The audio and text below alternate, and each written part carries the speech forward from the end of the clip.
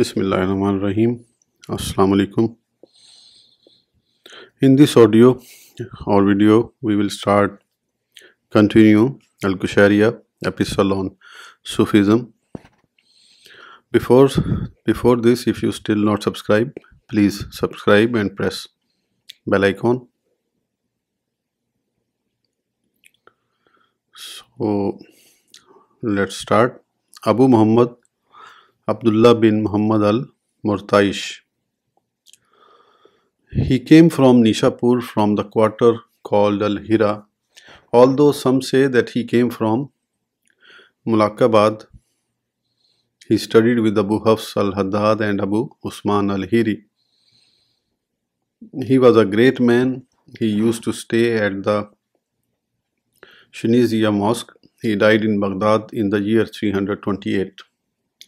Al-Murtaish said, "Desire of God is restraining your soul from what it desires, turning your full attention to the commands of God Most High, and satisfaction with what God has predetermined for you." He was told that someone can walk on water. He answered, "For me, the person whom God has enabled to resist his passions is far greater than the one who can walk on air." Abu Ali Ahmad bin Muhammad al-Rudbari. He was born in Baghdad and lived in Egypt, where he died in 322. He studied with al-Junayd, al-Nuri, Ibn al-Jala and the Sufis of that generation. He was one of the cleverest Sufi masters who had profound knowledge of the Sufi path.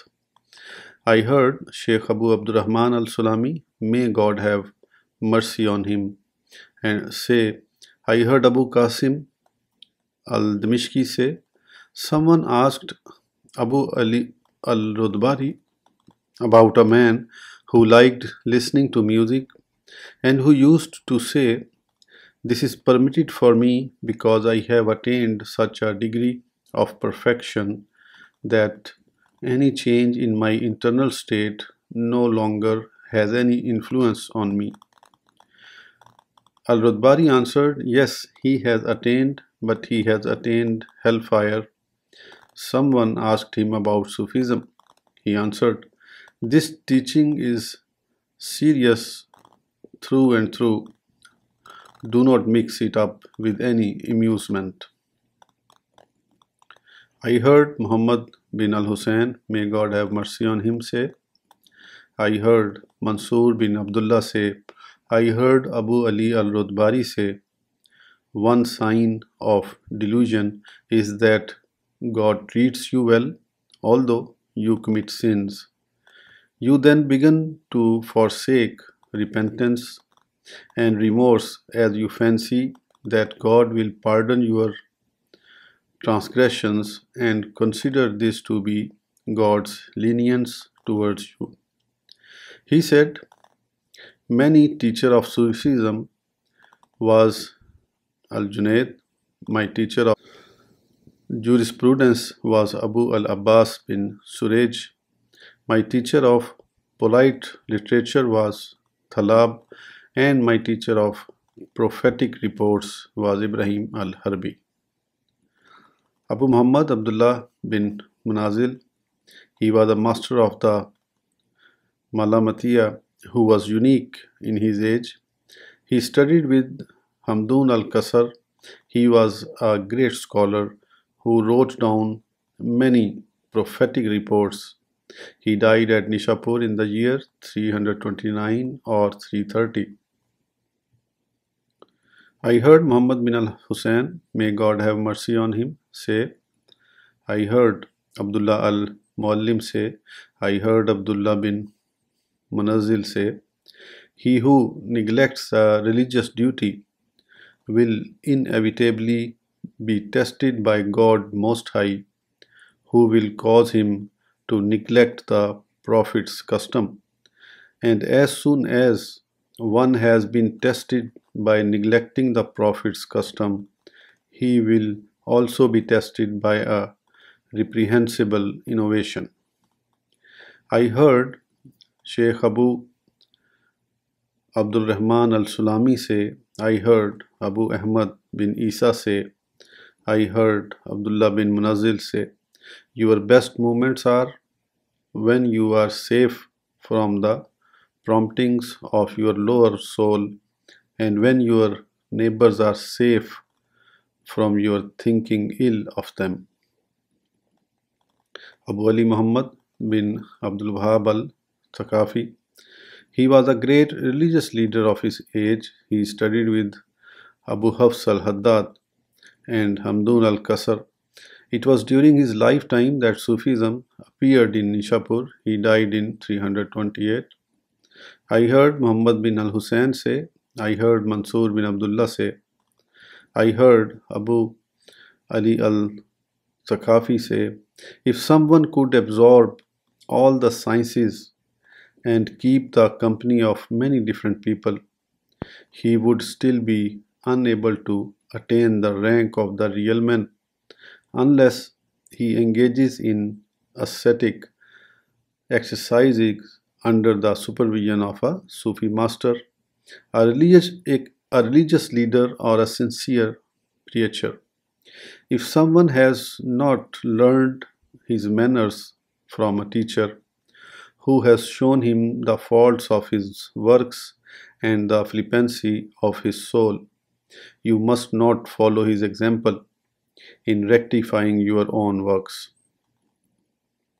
Abu Ali, may God have mercy on him, said, there will come a time when life will not be happy for any man in this community unless he seeks the sport of a hypocrite.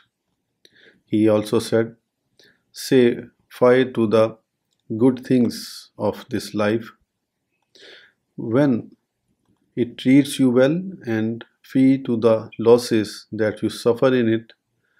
When it turns its back on you, an intelligent man will never put his trust in something that treats you well one moment and turns its back on you the next. Abu al-Khair al-Aqta, he was of Maghribi background and resided at Tenat. He had many miracles and possessed the gift of clairvoyance.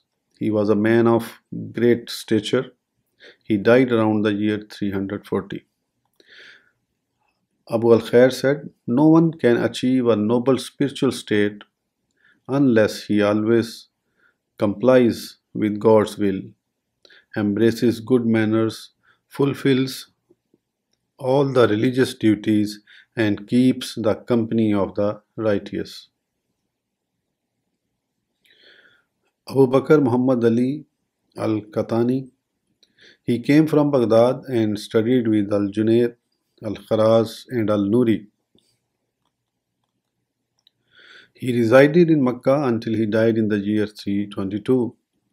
I heard that Sheikh Abu Abdul Rahman al-Sulami, may God have mercy on him, said, I heard that Abu Bakr al-Razi said, al-Qahtani saw an old man with white hair and white beard begging among people. He said, this is a man who neglected the rights of God in his youth. Therefore, God neglected him in his old age. Al-Qahtani said, passion is the reign of Satan. Whosoever takes Satan's reign in his hand inevitably becomes his slave. Abu Yaqub Ishaq bin Muhammad al-Nahrajuri, he studied with Amr al-Makki, Abu Yaqub al-Susi, al-Junayd, and others. He died in Makkah, where he resided for some time in the year 300. I heard Muhammad bin al-Hussein say, I heard Abu al-Hussein Ahmad bin Ali say, I heard al-Nahrajuri say, this word is a sea and the next word is a coast. The ship is fear of God and all people are a party of seafarers. I heard that Muhammad bin al-Hussein say, I heard Abu Bakr al-Razi said, I heard that Narajuri said, once I saw a one-eyed man circumambulating the Kaaba. He was saying, I take refuge from you by you. I asked him what kind of prayer that was. He answered, one day I looked at a handsome person and took a liking to him. All of a sudden, there was a blow on my eye and it popped out. I heard a voice saying, a blow for each look. If you do it again, I will do it to you again too. I heard Muhammad bin al-Hussein say, I heard Ahmad bin Ali say, I heard Naharjori say, the best of all spiritual states is one that agrees with the knowledge of the divine law. Abu al-Hasan Ali bin Muhammad al-Muzayyan, he came from Baghdad. He studied with Sahal bin Abdullah al-Dostari, al-Junaid, and the Sufi of their generation. He died in Makkah, where he resided in the year 328. He was famous for his scrupulous piety. I heard Sheikh Abu Abdul Rahman al-Sulami say, I heard Abu Bakr al-Razi say, I heard al-Muzayyan say, a sin that follows an earlier sin is the punishment for the previous sin. A good deed that follows an earlier good deed is the reward for the previous good deed. Someone asked al-Muzayyan about God's oneness. He answered, when you know that the attributes of the Most High are distinct from the attributes of His creatures, He is different from them in His attributes due to His eternity, whereas they differ from Him in their attributes due to their creaturely nature. He also said, if someone is not fully satisfied with God, God will make him dependent on his creatures. And if someone is fully satisfied with God, God will make his creatures dependent on him. Abu Ali bin al-Khatib, his name is Al-Hasan bin Ahmad. He studied with Abu Ali al-Rudbari, Abu Bakr al-Misri and others. He was a person of great stature. He died around the year 340. Ibn al-Khatib said, when fear of God settles down in the heart, the tongue begins to utter only things that it really means. Ibn al-Khatib said, the Mutazilites have stripped God of creaturely attributes with the help of the intellect and erred. The Sufis, on the other hand, have stripped God of creaturely attributes with the help of the knowledge of the divine law and hit the mark. Muzaffar al-Kirmisini, he was a Sufi master from the mountain. He studied with Abu Said al-Kharaz and others. Muzaffar Kirmisini said there are three types of fasting. The fasting of the spirit, which is to curtail one's hope.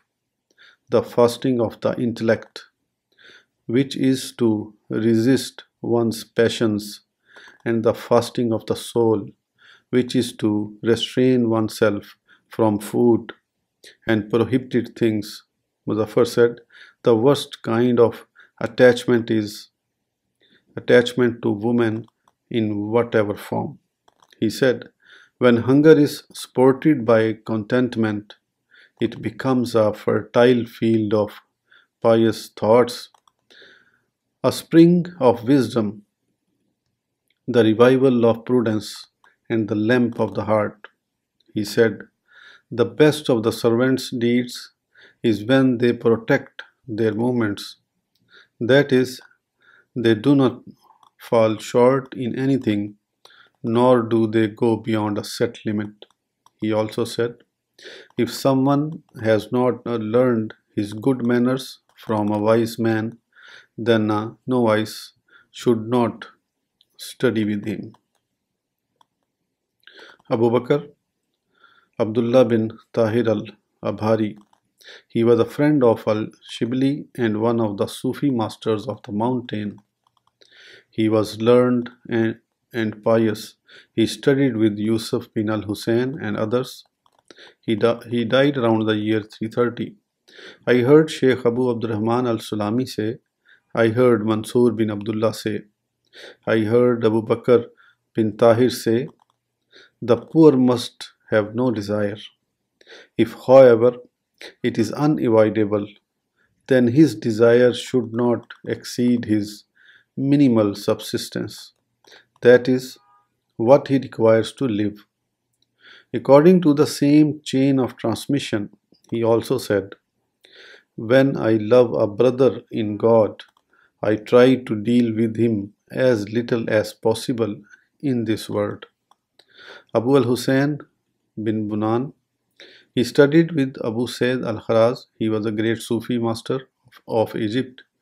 Ibn Bunan said, if concern for livelihood has settled down in a Sufi heart, he should preoccupy himself with pious works, for this would bring him closer to God.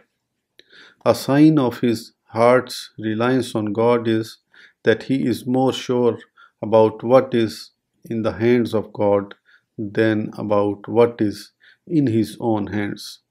He also said, keep away from base morals as you keep away from the things that are prohibited by the divine law. Abu Ishaq Ibrahim bin Shayban al-Kirmsini. He was the greatest Sufi master of his age. He studied with Abu Abdullah al-Maghribi, Ibrahim al-Khawas and others.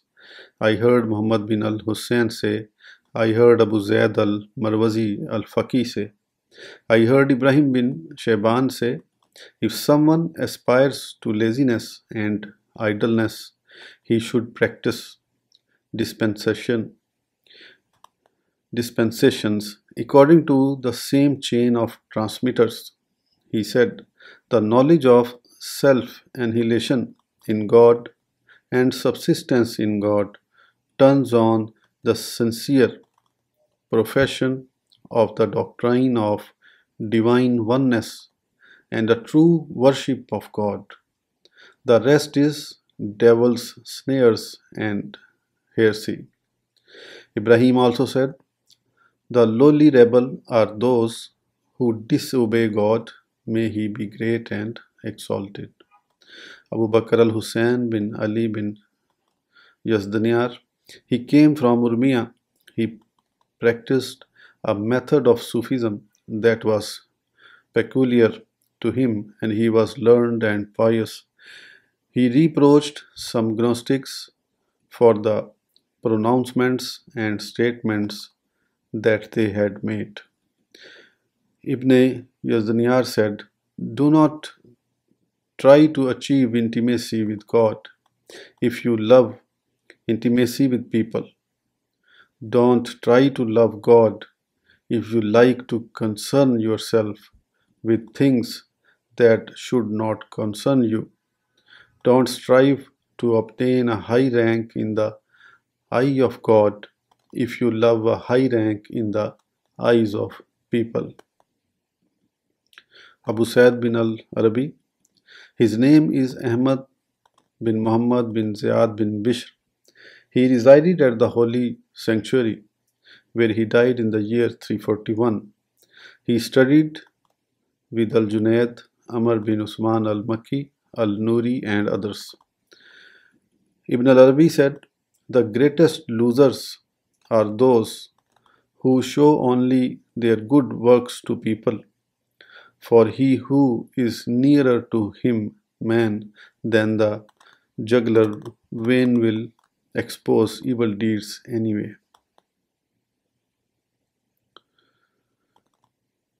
Abu Amr Muhammad bin Ibrahim al-Zajaji al-Naisaburi. He resided in Mecca for a long time and died there.